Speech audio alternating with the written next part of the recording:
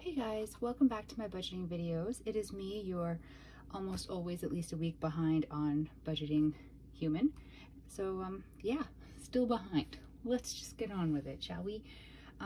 My balance is quite a bit smaller than normal because I am so late with doing this that things have been paid. It just had to happen. Some of it is auto withdrawals, some of it is, groceries, just things had to be paid. So my balance that I'm starting with is $1,034.47. Now my car payment has already come out from this, and I'm not deducting out of this my vacation percentage or my SAT percentage that I earned on this paycheck because there's not enough money to do it. I already bought groceries. I didn't get a lot. I just needed like milk and some basics because I'm still living off the food from my run to the States to Trader Joe's. So there's certain things that just didn't have to come out and you're not going to see them on the list today. But the tried and true things are always there. So as always, we start off with part of rent.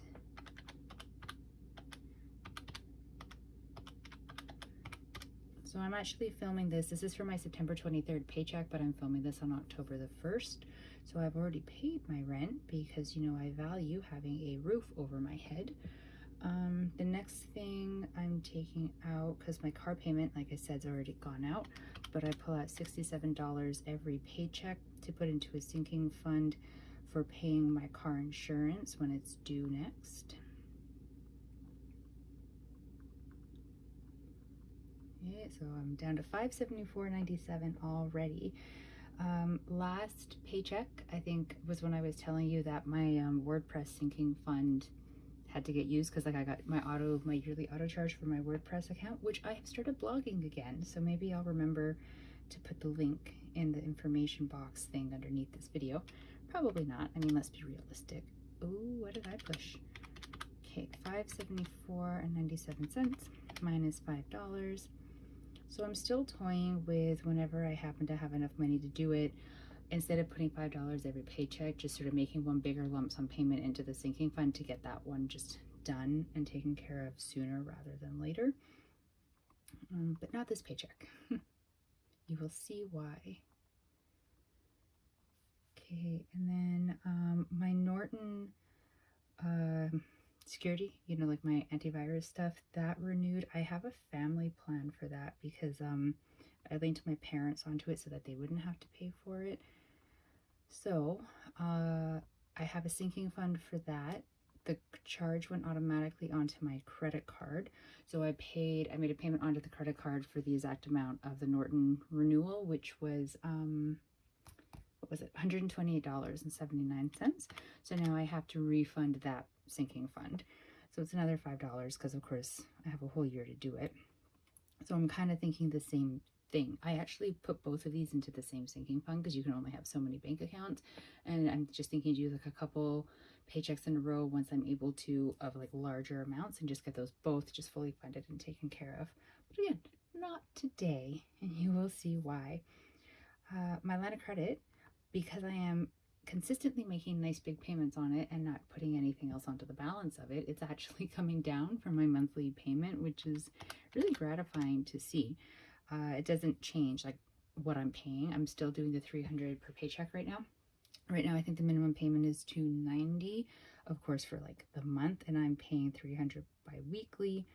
So that's nice. However, on the flip side of problems with debt, whereas this one is going down, my visa is just skyrocketing. My cat had 2 vet emergencies. Well, not vet emergency. My cat had 2 medical emergencies, which meant I had to take him to the vet, and that is not cheap. So that went onto my Visa card. And then there was a good price on plane tickets. So I bought my flight and the cat's flight, of course, home for Christmas. And it was a lot going on to the card. I actually thought I was going to get ahead of things a little bit because I found out my card, my Visa, and my debit are linked to like the Scene Plus thing, so I collect all those points. Pre-COVID days, I used to use those points for movies, and then when COVID hit, I didn't go anywhere, and I just kind of kept building the points. And I know you can use them for like restaurants and takeout and things like that, but I never did. So they just sat there building and building and building. I have a ridiculous amount of points. So I looked into seeing if I could use them So I was getting emails saying I could use them for travel and for other stuff. And I have all this travel stuff that I've been paying for. And so it pulled up what it was detecting on my Visa from like previous purchases that it detected as being travel related purchases. And then I could pick which ones I wanted to like make a payment using my points towards. It was an interesting little thing. So I had enough points that I paid $573.56 off of my Visa using the points, and I still have a ton more. It's insane, but I wanted to wait before I just sort of cleared out my points and did all of that to try to be more strategic. I did that on a bit of a whim, thinking it would counteract the plane tickets. But then, of course, there was the vet bills and some other unexpected emergency type things. So I mean, of course it helps. Making any payments helps, but it didn't help as much as I thought that it would because of all the other charges that ended up going on there. Yeah. Okay, so the 300 was the payment to the line of credit. The 72.80 is my cell phone bill. I'm putting $50 onto the Visa. Now it really does need more because it is like sitting up there at like high 4,000s for the balance. But as you can see, I am now at $142.17, and I don't have a lot of money to put towards it. And because I did the money from the sinking fund for the Norton antivirus renewal, and because I did like the paying off using the points of like the $573.56, right now my minimum payment is like, I don't remember what it was, but it's below $50. And even though I should be making more aggressive payments, I can't afford to unless I cut from somewhere else, but there's really nowhere to cut right now. So it is what it is. We're just sort of like playing a long game of chance with this credit card. I e-transferred $50 to my friend Kat. I'm slowly paying off a debt to her. I wish I could pay it off faster. I wish I could pay everything off faster, but let's be realistic. I suck at money.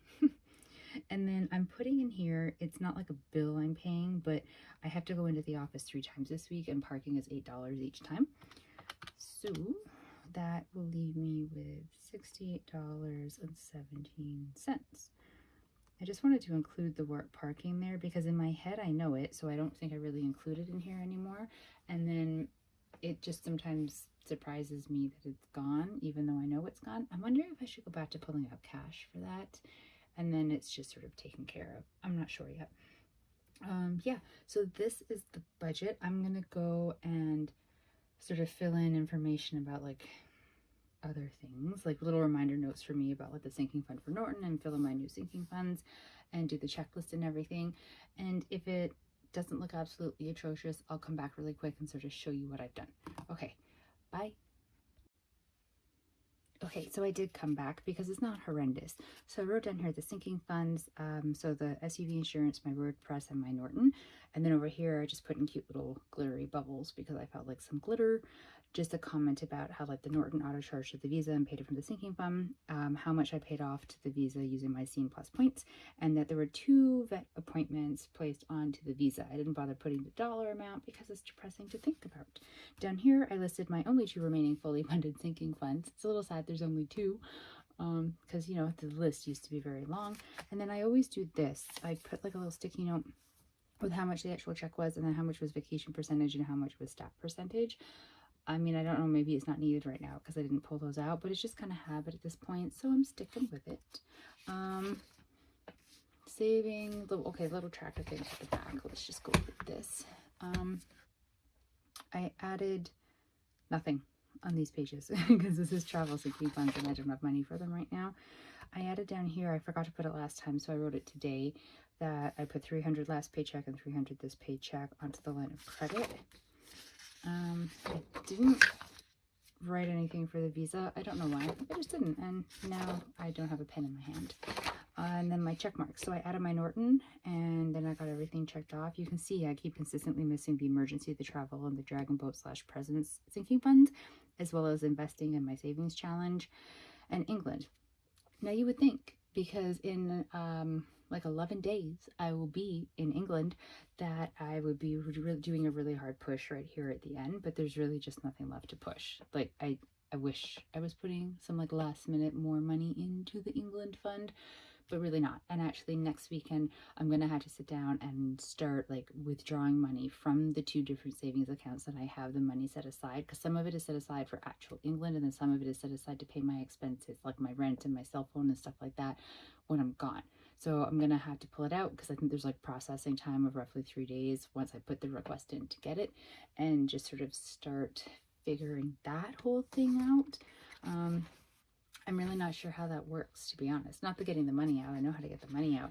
I'm just a little unclear, like, do I just leave it in my bank account and then hope I don't accidentally spend it when I'm on vacation, and that it stays sitting there all nice and pretty for when I need to go in from overseas to pay, like, my rent and my cell phone and stuff? Or do I just sort of pay everything early and hope that the way that it processes, they understand that, like, this extra, what seems like a very randomly made payment, say on my cell phone bill, is actually meant for the month that I'm gone.